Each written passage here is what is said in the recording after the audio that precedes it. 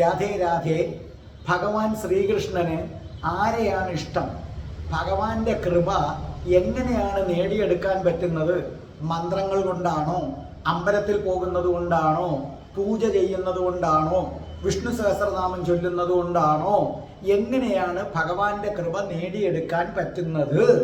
നിങ്ങൾ ഇപ്പോൾ സഞ്ചരിക്കുന്നത് ഭക്തിയുടെ യഥാർത്ഥ മാർഗത്തിലൂടെയാണോ എന്നൊക്കെ അറിയാൻ ഈ കഥ നിങ്ങളെ സഹായിക്കും. അതായത് ഒരു ഭാര്യയും ഭർത്താവും. ഈ ഭാര്യയെ സംബന്ധിച്ചിടത്തോളം അവര് കഠിന കൃഷ്ണഭക്തയാണ്. കഠിന കൃഷ്ണഭക്ത എന്ന് പറഞ്ഞാൽ കഠിന ഭക്ത. അവരെന്നും രാവിലെ എഴുന്നേക്കും, ഭഗവാന്റെ ഒരു ബിംബമുണ്ട്, അവിടെ വിളക്ക് കത്തിക്കും, ഭഗവാൻ ആഹാരം കൊടുത്തിട്ടേ അവർ കഴിക്കൂ.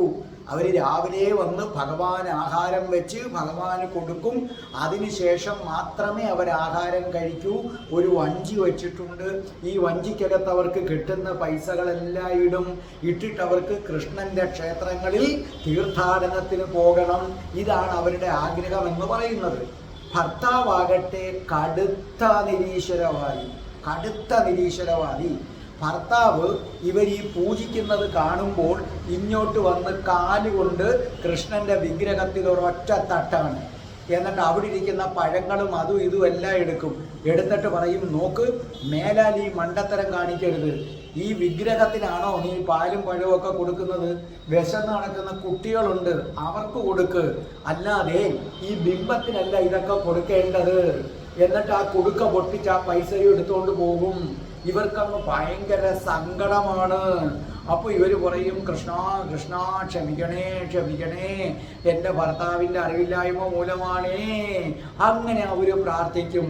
പലപ്പോഴും ഭർത്താവ് പിന്നെ അയാൾ കൃഷിക്കാരനാണ്, പോകാൻ ഇറങ്ങിക്കഴിഞ്ഞിട്ടേ ഇവർ പൂജ ചെയ്യൂ. കാരണം ഭർത്താവ് ഇവർ പൂജിക്കുന്നത് കണ്ടാൽ അപ്പോഴും വന്നിട്ട് ആ ബിംബം ഉൾപ്പെടെ തട്ടിക്കളയും. അപ്പോൾ ഇവർക്ക് ഭയങ്കര വിഷമമാണ്. പൂജാപാത്രമൊക്കെ എടുത്ത് ദൂരെ എറിയും.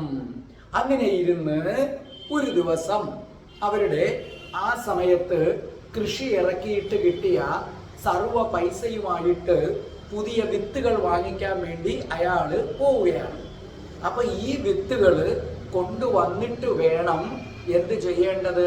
അടുത്ത വർഷത്തേക്കുള്ളത് വിതച്ച് അതിൽ നിന്ന് നേട്ടം ഉണ്ടാക്കാൻ. അപ്പം അതിനു വേണ്ടി ഇയാൾ വീട്ടിൽ നിന്ന് ഇറങ്ങിയപ്പോൾ ഭാര്യ പറഞ്ഞു, നോക്കൂ, കൃഷ്ണനെ ഒന്ന് സ്മരിച്ചിട്ട് പോ. അപ്പോൾ അദ്ദേഹം പറഞ്ഞു, കൃഷ്ണനോ? ഏത് കൃഷ്ണൻ? കൃഷ്ണനോ ഒന്നുമില്ല, അങ്ങനൊന്നുമില്ല. നമ്മൾ മരിക്കുന്നു, അതോടുകൂടി എല്ലാം അവസാനിക്കുന്നു. നിന്റെ ഈ വിഡ്ഢിത്തരത്തിന് കൂട്ടു നിൽക്കാൻ എന്നെ കിട്ടത്തില്ല എന്ന് പറഞ്ഞുകൊണ്ട് ഇയാൾ അവിടെ നിന്ന് ഇറങ്ങി. അപ്പം അങ്ങനെ ഇറങ്ങി ഇയാൾ ഇങ്ങനെ വിത്ത് വാങ്ങിക്കാൻ പോയപ്പോൾ, അപ്പം ഗ്രാമമാണ്, അപ്പോൾ ഒരു പറമ്പിലൂടെ ഇങ്ങനെ പോവുകയാണ്, ഒരു വയലിൻ്റെ നടുക്കൂടെ. അപ്പോൾ ഇയാൾ നോക്കിയപ്പോൾ കാണാം ഒരു വീടിൻ്റെ ജന്നൽ കുറച്ച് തുറന്നു കിടക്കുന്നു. അതിലൂടെ നോക്കിയപ്പോൾ ഒരു സ്ത്രീ തൂങ്ങിച്ചാകാൻ വേണ്ടി കഴുത്തിലേക്ക് കുലുക്കിടുകയാണ്. അപ്പോൾ ഇയാൾ ഓടിച്ചെന്നിട്ട് പറഞ്ഞു, അരുത് അരുത് അരുത്, നിങ്ങളിത് എന്തായി ചെയ്യുന്നത്? അങ്ങനെ നിങ്ങൾ ചെയ്യരുത്. അപ്പോൾ ആ സ്ത്രീ പറഞ്ഞു, നിങ്ങൾ പോകൂ, എനിക്ക് ജീവിതം മതിയായി. അപ്പൊ ചോദിച്ചു, എന്താ കാര്യം? നോക്കൂ, എൻ്റെ ഭർത്താവ് വർഷങ്ങളായിട്ട് ഒരേ കിടപ്പാണ്, അദ്ദേഹത്തിന് അനങ്ങാൻ പോലും പറ്റുന്നില്ല. ഞാൻ എല്ലാ വൈദ്യന്മാരെയും കാണിച്ചു. അപ്പോൾ ഒടുവിൽ ഇപ്പോൾ ഒരു വൈദ്യൻ വന്നിട്ട് പറയുകയാണ്, ഇതെല്ലാം കൂടെ തീർക്കുന്നതിന് ഇത്ര രൂപ വേണം, ഞങ്ങളുടെ കയ്യിലില്ല, ഉള്ള പൈസ മുഴുവനും ഞങ്ങൾ ചെലവാക്കി കഴിഞ്ഞു, ഇനി ഒന്നുമില്ല, ഇനി ഞങ്ങൾക്ക് ജീവിക്കണ്ട. അപ്പോൾ ഞങ്ങൾ എല്ലാവരും അങ്ങ് മരിക്കാൻ തീരുമാനിച്ചു. അപ്പോൾ ഇയാൾ പറഞ്ഞു, വിഡ്ഢിത്തം പറയാതെ, നിങ്ങൾക്ക് അത്രയും രൂപയല്ലേ വേണ്ടത്? ഇയാൾ അത്രയും രൂപയുമായിട്ടാണ് പോകുന്നത്. അതിൻ്റെ കൂടെ കുറച്ച് രൂപ അധികം ഉണ്ട്. ഇപ്പം ചികിത്സയ്ക്ക് വേണ്ടി 30,000 രൂപ വേണം, ഇയാളുടെ കയ്യിൽ 40,000 ഉണ്ട്. അപ്പോൾ ഇയാൾ എന്ത് ചെയ്യുന്നു? ഈ 40,000 എടുത്ത് അവരെ കൊടുത്തു. എന്നിട്ട് പറഞ്ഞു, ഡോക്ടർക്ക് നിങ്ങൾ കൊടുക്കേണ്ടത് 30,000, ബാക്കി 10,000 നിങ്ങൾക്ക് ഒരു മാസം നിങ്ങൾക്ക് കഴിയണ്ടേ? അപ്പോഴത്തേക്ക് നിങ്ങൾ എന്തെങ്കിലും കൊച്ചു കൃഷിയോ എന്തെങ്കിലുമൊക്കെ ചെയ്ത് അതിന് വിത്ത് വാങ്ങിച്ചിറക്കുക, അതിന് വേണ്ടിയാണെന്ന് പറഞ്ഞു. ഈ മൊത്തം എമൗണ്ടും അവരെ കയ്യിൽ കൊടുത്തിട്ട് ഇയാൾ തിരിച്ചു വന്നു. അപ്പോൾ ഇയാൾ തിരിച്ചു വന്നപ്പോൾ ഇയാളുടെ കൈകളിൽ ഒന്നുമില്ല. അപ്പോൾ ഭാര്യ ചോദിച്ചു, വിത്ത് വാങ്ങിക്കാൻ പോയ നിങ്ങൾ ഇങ്ങനെയാണോ തിരിച്ചു വരുന്നത്? അപ്പോൾ പറഞ്ഞു ഞാനേ വിത്ത് വാങ്ങിക്കാൻ പോയി. എന്നിട്ട് ഇയാൾ നടന്ന കാര്യങ്ങൾ മൊത്തം പറഞ്ഞു. ഭാര്യ പറഞ്ഞു നിങ്ങൾ എന്തൊരു മണ്ടത്തരമാണ് ഈ കാണിച്ചത്. അപ്പൊ ഈ ഒരു വർഷം നമ്മളിനി എങ്ങനെ ജീവിക്കും? നമ്മുടെ കൊച്ചിനെ പഠിപ്പിക്കണ്ടേ, അവർക്ക് ആഹാരം കൊടുക്കണ്ടേ, നമ്മൾ എങ്ങനെയാ ജീവിക്കുന്നത്? നിങ്ങൾ എന്തൊരു മനുഷ്യനാണ് നിങ്ങൾക്കൊരു ബോധമില്ലേ?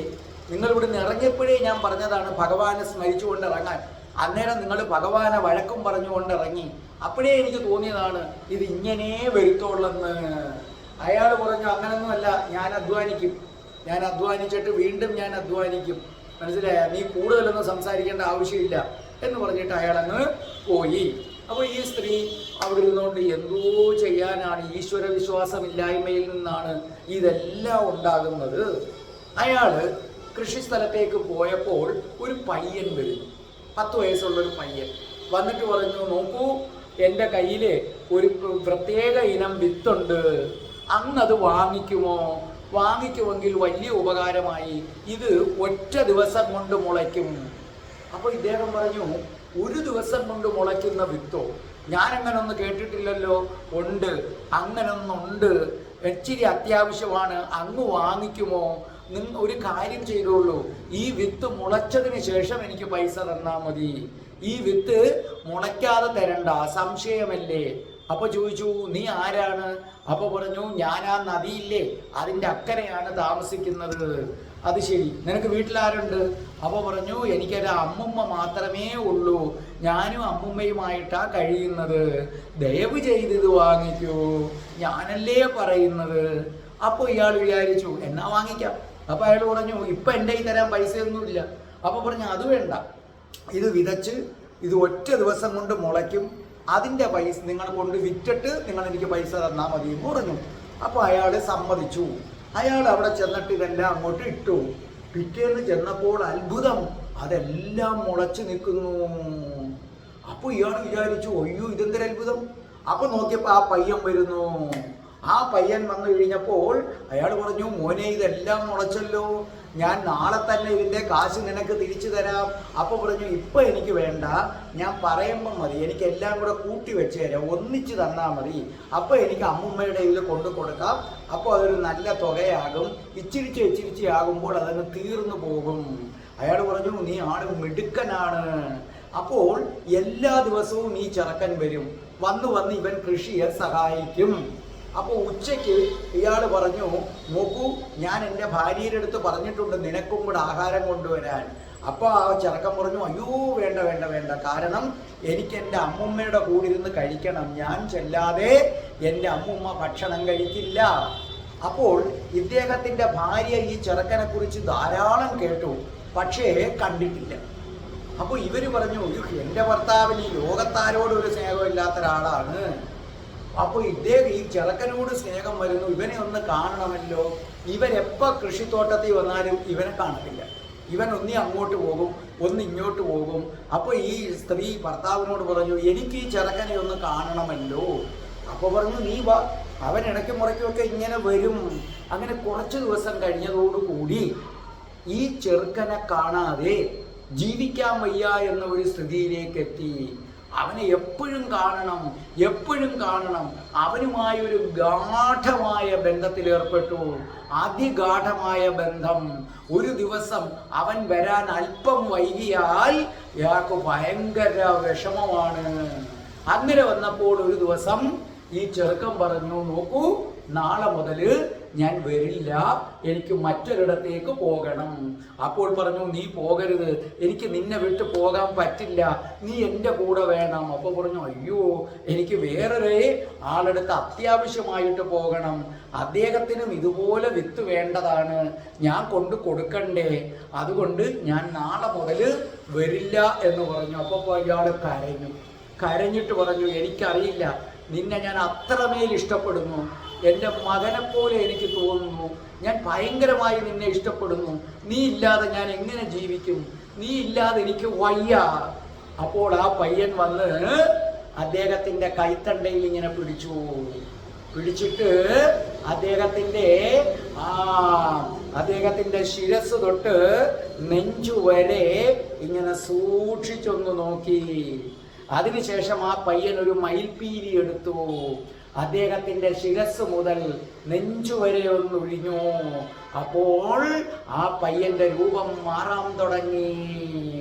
പീതാംബരം, വനമാല, കൗസ്തുഭം, അരയിൽ കിങ്ങിണി, കാലിൽ കൊലുസ്, കാലിൽ കൊലുസ്, ആരെയും മനം മയക്കുന്ന പുഞ്ചിരി, തലയിലെ ആ കെട്ട്, കൈകളിൽ ഓടക്കുഴൽ.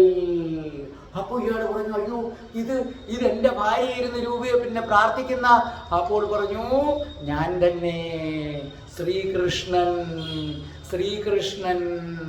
അപ്പൊ പറഞ്ഞു, ഭഗവാനേ, എൻ്റെ ഭഗവാനേ, ഞാൻ അങ്ങയെ എന്തുമാത്രം ആക്ഷേപിച്ചിട്ടുണ്ട്, അങ്ങയുടെ ബിംബം ഞാൻ ചവിട്ടിത്തെറിപ്പിച്ചിട്ടുണ്ട്.